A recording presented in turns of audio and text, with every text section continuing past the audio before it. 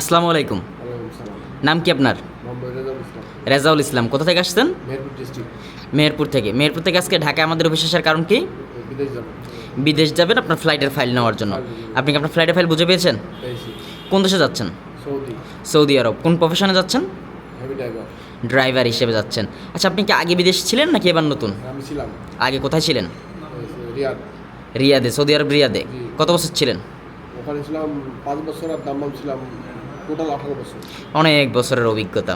আচ্ছা, তো আপনি তখন আগে যে গিয়েছেন বা এরপর বারবার দেশে আসছেন, গিয়েছেন, অন্য এজেন্সির মাধ্যমে কাজ করছেন, এবার আমাদের এজেন্সির মাধ্যমে কাজ করতেছেন। আমাদের এজেন্সি নিয়ে আপনার মতামত কি, আমাদের কার্যক্রম নিয়ে?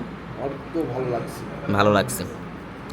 এখন এখানে শুরু থেকে এই পর্যন্ত কোনো হয়রানির শিকার হয়েছেন কি না?